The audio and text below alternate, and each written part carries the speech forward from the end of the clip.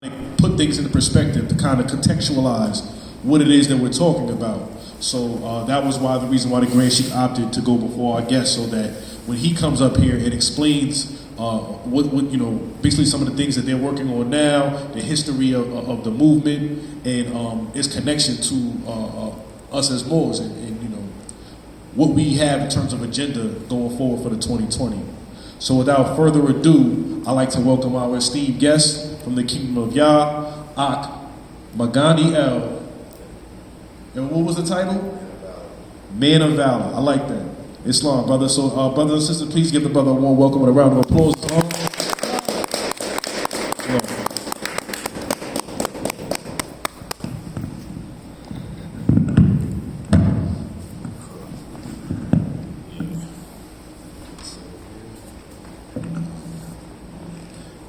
Once again, we give all praises to the Holy One of the universe.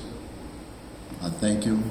I thank you all for the opportunity to be able to speak before you. It's an honor to be asked to speak and be heard in this special time, in this dispensation of time and what's occurring.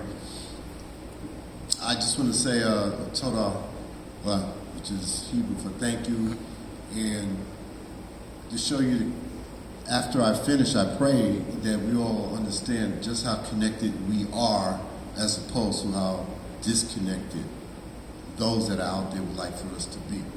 This is a special time and place for all of us as sons and daughters of the Most High, because that is the title we basically had in the beginning. We're just sons and daughters of the Most High, just like that. You know, that was our identifier by our behavior, and that's what this is all about. This knowledge, this information is about behavior, and it shows how we speak, how we dress, how we greet each other, how we treat each other. The numbers, it was great. That's just another connector. My brother Sheikh Yosef, brothers, you laid it out. You made it a little bit easier for me to be able to say what I have to say up here. And I say thank you again. Some of the books that I'm going to use to make some references from is from a brother y'all may be familiar with, Dr. Naeem Akbar. A book called A Community of Self. It talks about what the numbers connect to, which we spoke to a few minutes ago. How the best way for us to be the best us is to know what's going on inside. The community within is going to make us an asset to each other and the community on a large scale in the world. That's what we're here for. We're supposed to be, we were given the charge to be light into the world. Our messianic glossary, one of the great things of Ahk Ben is that he and the pioneers left the United States in 1967 to live in Liberia for 2.5 years, and then stepped back into the land of the promise by the Most High. Took back the power to define. Today, based on truth, that which is life-giving, that which is pleasing to the Most High. We define who we are. We let people know who we are today. We don't need anyone to explain who we are, why we are. As you said, it tells us as a punishment in Deuteronomy 28, in that area, and various other parts of the Tanakh, that we will become bywords, astonishments, meaning that people will give us other names: Negro, African American, Black. I'm still trying to figure out where Black land is. So somebody else, I guess, maybe can come up and let me know where that is. You know, people define us for their own purposes because of the gifts that our ancient ancestors basically reneged on. The last book is Ahk Ben. This book is the first book. This was in 1982, and it's still relevant today. God, the Black Man, and Truth. And in this book, it basically decodes, it makes the Bible, the Tanakh, something that's contemporary, relevant, that's now. I don't know anyone here that has actually met our ancient progenitors. However, this is connected. It's not his opinion. It's just understanding. Just the same way you bring forward your information. The Honorable Drew Ali. I mean, he's a connection. Marcus Garvey is a connection. Malcolm X is a connection. You know, each one of them were gifted, if you want to call them messiahs, Mashiach in Hebrew. They met their messengers that little by little did their portion to give us, to lead us on a path to what our identity is. So, why I'm here. First of all, using the power to define. Well, firstly, the Ascension Summit, which is going to be this month in a couple of weeks. It'll be from the 25th of this month to the 1st of next month. I really don't like saying days because they're not. When we say them, we actually, as you know, these names aren't the names of other gods that the dominant culture that we presently are under give it that name. So when you say these names, you're calling them out. So, thank you. The Ascension Summit of 2019, or approximately 5780, it equals the continued restoration of our relationship with self and the greater Hebraic family through identification and sharing of gained wisdom through knowledge. We recognize the significance of the prophetic 400 years sentence of bondage in the North Country from 1619 to 2019, as laid out in Deuteronomy 28.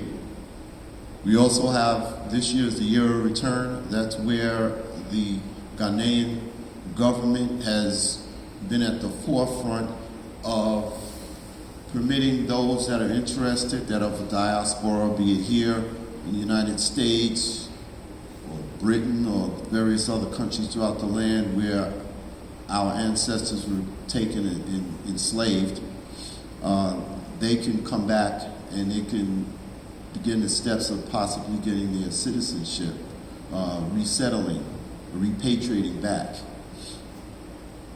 And H.R. 1242. H.R. 1242, which is significant in how we handle this 400-year sentence, prophetic sentence that we're in. The numbers are approximate. Some people say it was 430 years. However, to keep it in the context of now, when we grew up as children and our parents may have put us on punishment, you were on punishment for 2 weeks. That meant that sentence lasted as long as you began to straighten up. Now, if you continue to do the same things that got you in trouble in the first place, that sentence could be extended. That's right. So you ends up being 3 weeks. So some of us don't fully understand what that means. It doesn't mean like a bell goes off and all of a sudden we can all be jumping on planes and ships and heading back to the land. Fortunately, we had pioneers that left in, like I said, in 1969, it was mentioned earlier, that sacrifice. People actually died of starvation, and we were made, people that were brought here, our ancestors that were brought here as kings, citizens of great cultures from wherever on the continent. They were brought here and they were basically spiritually, mentally, physically, emotionally dumbed down. We became dependent on and our gifts were used to basically benefit another culture. But that was prophesied that it would happen. However, once we began to get what we say our Yah mind back together, those pioneers. I'd like to put in there Frederick Douglass, all the way up. Parts of Dr. Martin Luther King, Malcolm X, Elijah Muhammad, once again, Honorable Drew Ali, Ahk M.O.V, Marcus Garvey, those pockets. You know, what happened was that the adversary saw that we were starting, there were people there that were putting us in a position of helping us get our memory back. And so they were either destroyed or their reputation destroyed. And it created doubt, you know. So, it's a great season. Let me just read through this.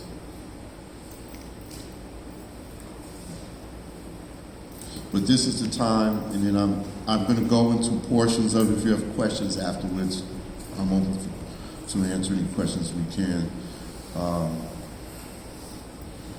I wanted to start off by saying, and this just shows you, for me personally, what each of us may be experiencing ourselves. My spiritual name is Ahk, which is brother, Maganiel Ben Israel Ish Kayel, which in Hebrew that's Hebrew for man of valor. Also I'm known as Maganiel Ben Sar.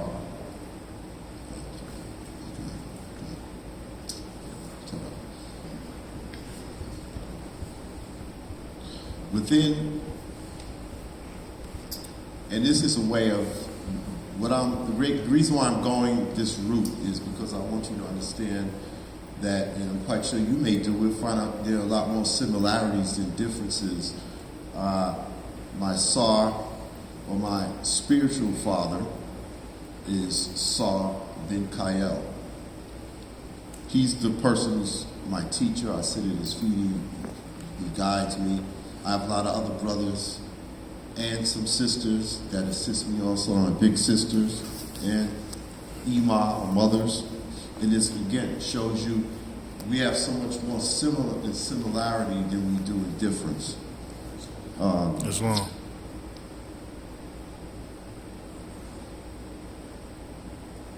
I like to say my government name is Donald Logan Jr., son of Donald Logan Sr., also a.k.a. Rupert McGibbon, because he came from Jamaica. When he came there, he changed his name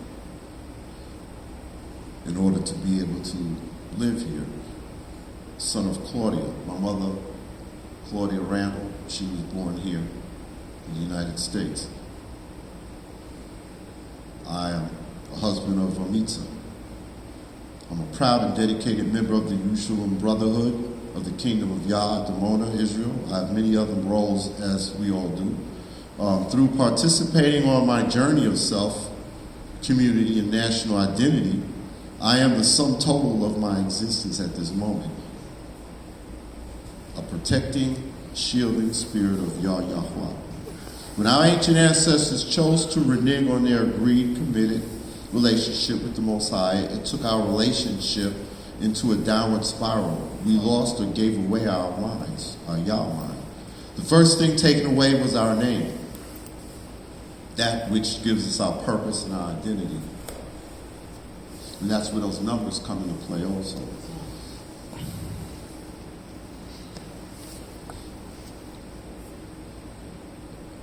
On page 55 of the GBT, we call it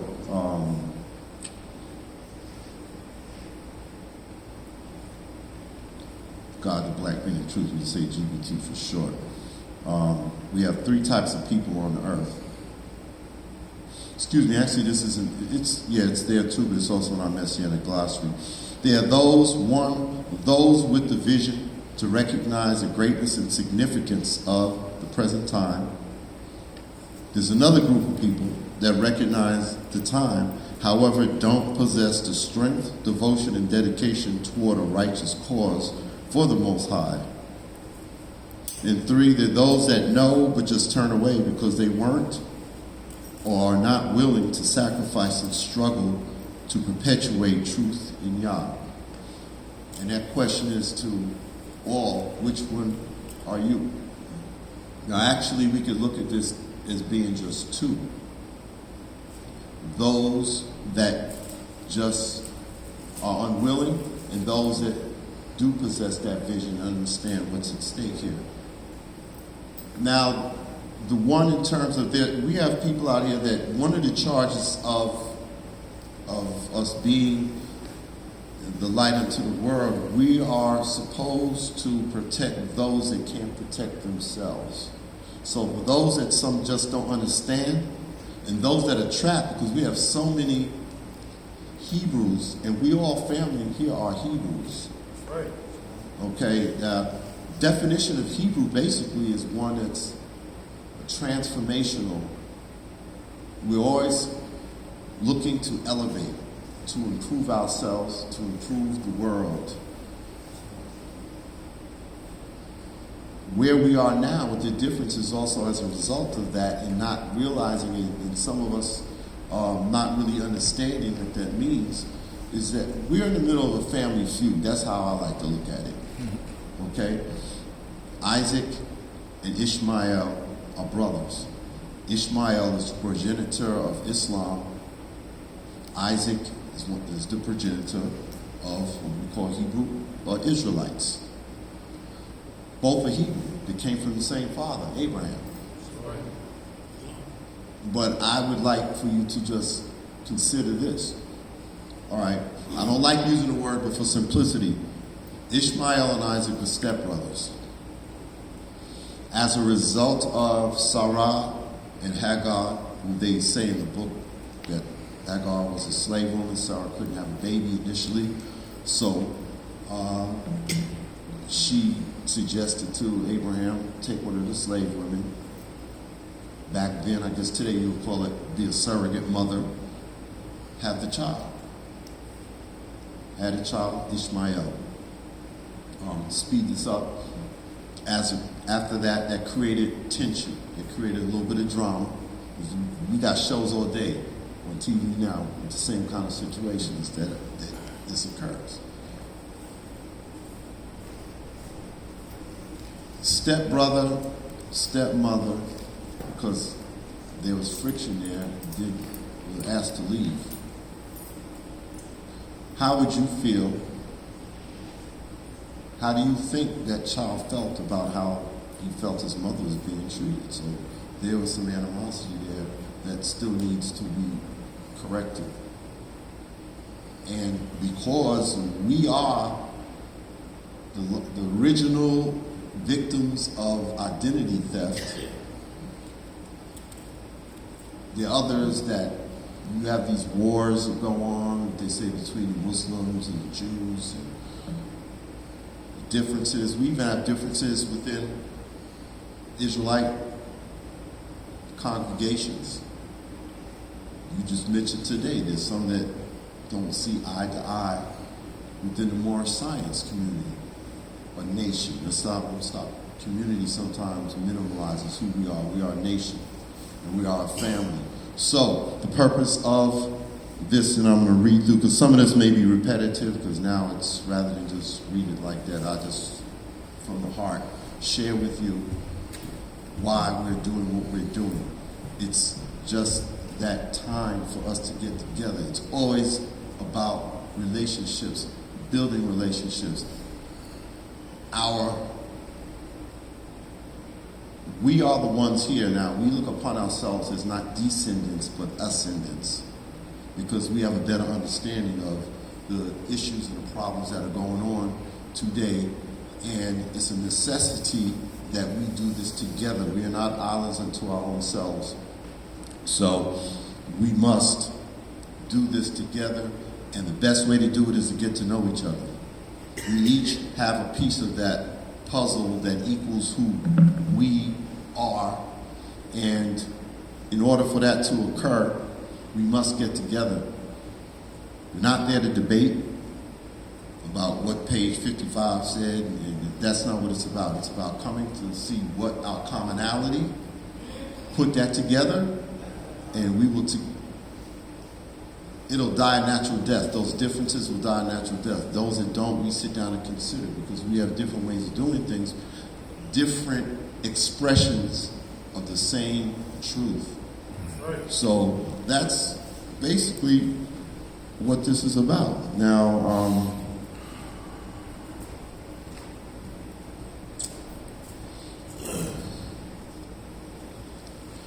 if I go into the more specific, the scripture, I just want to read here now. Historically, like backtracking a little bit, when I said we were the original victims of identity theft, I took a course, because one of the great things about the nation building is we do have an infrastructure, an educational infrastructure, our cultural, which falls under the culture, because culture is observable worship. Okay, people know who you are based on how you dress, your temperament. You understand. Excuse me. This comes from a paper I've written for a class I took on the 8 strokes of the great international conspiracy perpetuated against the Edenic/African world. And I reconstructed a replay of the events that were instituted to erase any remembrance of us. The 8 stages or strokes were the vital components used and contributed to our spiritual, cultural, geographical, and social devolution. Moreover, mandated by Yah through your Gentile mind, creating a system which promotes death over life. The process descended us from the sons and daughters of the Most High to Hebrew, to Israelite/Ishmaelite, to Jew, to Hellenized Jew, and finally to Christianity. Without understanding the continuum of this downward spiral and the distinctions of each entity, it becomes challenging, if not impossible, to recognize what was done, how it was designed to happen, and how it continues to affect human history. Today, understanding what has transpired gives today's regenerated Adamic people the ability to rebuild the world given to us by the Creator. The term religious conspiracy represents how the anti-Yah or anti-Allah forces globally have acted in concert to suppress the force that created them, Yah.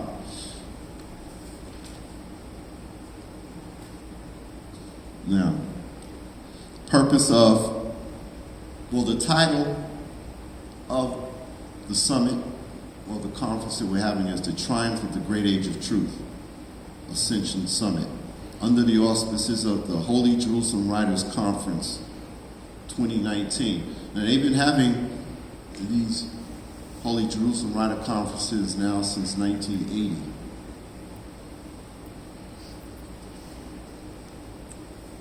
Okay. And it's going to be held in Dimona, Israel, Northeast Africa. Again, which was mentioned earlier, you said Northeast Africa, right? That's right. Yeah, Israel's part of that, even though they like to give it other kind of names, Middle East, which the middle of the East, I don't understand that one either. However, when we've been fed what we've been fed for so long through tradition, if this is what I have no animosity to my parents, my grandparents, or anyone. They gave me the best of what they could give. Your parents and your grandparents and so on gave you the best of what they could give based on what was given to them, based on what was taken away from our ancestors. So now, we're waking up. That's right. And real quick, I have to say this. While in the midst of waking up, every time we wake up, they come up with some method to try to attempt to put us back to sleep. Mm-hmm. Okay? Vietnam War, send 18-year-old babies to war, came back junkies, hooked on heroin, morphine really initially for pain and for trauma. In the 80s, they put crack back into fed that into, that was the war on drugs. Now it's the internet. So while the internet is a double-edged sword, we have to be very mindful of proper utilization of what's there. We just have to have the correct spirit to make it do what it do. So, the Holy Jerusalem Writers Conference is an 8-day gathering It's held annually since 1980 in Dimona, Israel. The monumental inaugural conference convened around the theme, Seizing the Power to Define. From that time, we have brought together writers, historians, scholars, and faithful laity from the continent, the Americas. I say the continent, I'm talking about, we say Eden, they say Africa, Europe, and beyond, to deliberate and reason over our way to divine. And divine, our definition of divine is that which is pleasing unto the Most High. And practical solutions to the most pressing issues of our time. Time and again, the unique spiritual vantage point of Jerusalem has afforded us an advantage that is hard to deny. This year's conference will acknowledge the prophetic significance of 2019 and the swell of attention which accompanied its arrival, the year of return, and as I mentioned before, HR is Human Rights Bill, or Act 1242, while seeking to forge an understanding among members of the various communities and congregations, ethnicities, and entities that connect with and identify as Israel. Our coming together is dubbed the Ascension Sun Summit. Now, 2019, again, now with this, the 400 years is not to be made a celebration. It's after 400 years, what do we do? It's about action. We've gone from, we have to deliberate. That's only natural to talk about a plan and form it out before actually going into the plan and making it manifest. However, one thing about Hebrews, all of us, we can talk, you know, but in this season, we're moving from theory to application. It's the next step. We have a infrastructure. We need to go further, and we cannot go further without you and all our other family throughout. Now, some people may not want to be on this ride, and that's fine. However, there's a core group out there that truly righteousness, if true righteousness, we want that to go throughout the land. It requires humility. As a leader, the leader is actually a servant of the people, so the voice of the people. So we initially, and when I say leader, I'm talking also about our sisters too. We all have roles. So everyone has a role. And we have to get back to that order so that we can be as effective. And it's not just for us. As it says, the law is not just for us. The law is for the entire earth. Those that at some point, see, once we get together, we're the ones that the most negative things that go on, they follow that we do. The most positive things that we do are followed, and people seem to benefit more from it than us. So we need to get together and we're not doing it to get rich. We're doing it because it's just the right thing to do. Compensation comes just by doing the right thing. But there's been so much deception out there making it look like, they say good guys finish last. It's not true.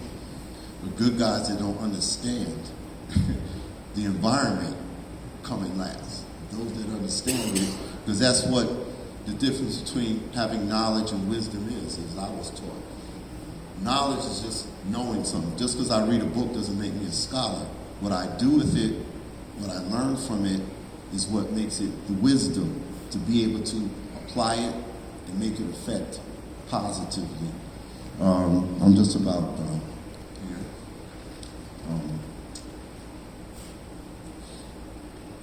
We have our itinerary, a schedule. There's price listing for housing that I have here, and also I just wanted to, for those that want to know that, you can speak to me afterwards. if you're interested. And those, I know right now for a lot of us it's the last minute. We always have something going on. In the beginning, we used to have what we celebrate, we still do, but we have our New World Passover, which is modern day Exodus, because we consider this environment modern day Egypt. And so when our brothers and sisters left out in 67, that's what they were doing. They lived in Liberia for 2.5 years and dealt with the challenges there, acclimating to the land. You know, in Liberia, they don't have a bodega down the block. There's no stop and shop. There's no big supermarket. So you have to learn really how to live off the land and how to survive. And then from surviving, learn to just live. So,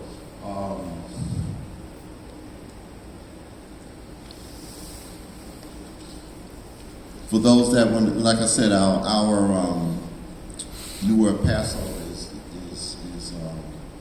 every May, usually during the middle of May, and more information will come as we get closer to that time. And for 2 weeks, the whole area is closed off for us, and we celebrate and we acknowledge, you know. So now for this present event, how much time? Okay, so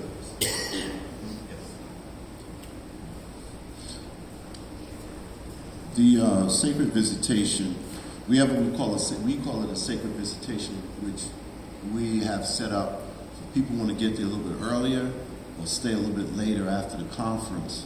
But anytime you come to visit, you can have this. A sacred visitation basically will take you throughout the land. And I'm going to tell you, I can talk about it, but it's more important that at some point in your life, more sooner than later, that you get there and just visit, put your feet on the earth, reconnect back with the ancients. This is a 2-day sacred visitation tours, and what happens at these tours, they're Afrocentric and truth-centered.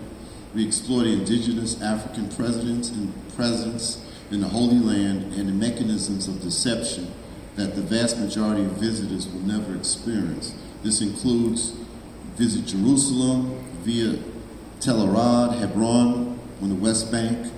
There's a 4-hour walking tour of the old city through the Christian, Jewish, and Muslim quarters, meet with Afro-Palestinian activists and residents of the Prison Gate Street community, the Western Wall, Church of the Holy Sepulchre, Ethiopian Orthodox compound in Mount of Olives. You can also visit Jericho, Jordan Valley, meet with Afro-Palestinian residents there, and they are the oldest continuously inhabited city on earth. Tiberias, which is my favorite, that's probably the greenest part of Israel. Beautiful land in the Jordan Valley. You will also meet there with Afro-Palestinian residents, another of the oldest inhabited cities on earth. Magdala, Kafar, Nahum, Jordan Valley, Mount Tabor. And there's a lot of other stuff involved in it. It's a great time, and even if you didn't do that, and you just sit and meet with our brothers and sisters there, they're historians in their own right. They're ambassadors in their own right. And we have a sister at the end of this month. She'll be celebrating her 100th birthday. Wow. Okay, so, and she's one of the pioneers that left in 1967. So there's so much more to this. But like I said, this is to open the door to getting to know each other. You know, just sharing information, reasoning. You know, last thing, I just want to read this last paragraph, and that's it for me. If you have questions, or I'm open for that. We've come up with a one-stick proclamation.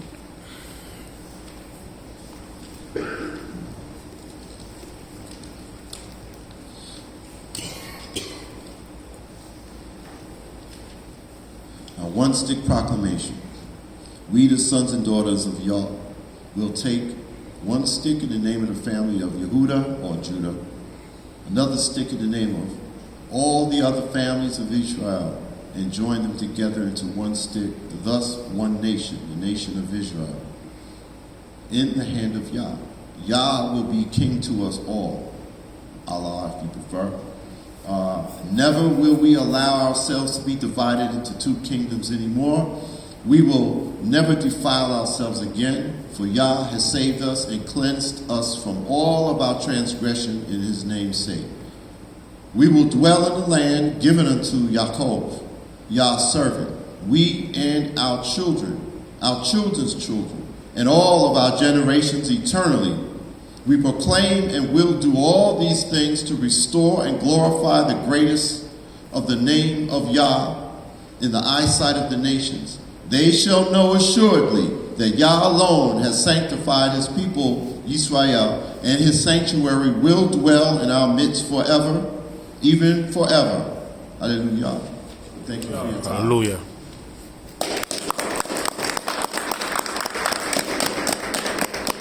There's so much information, and another time you come visit us, I come visit you again.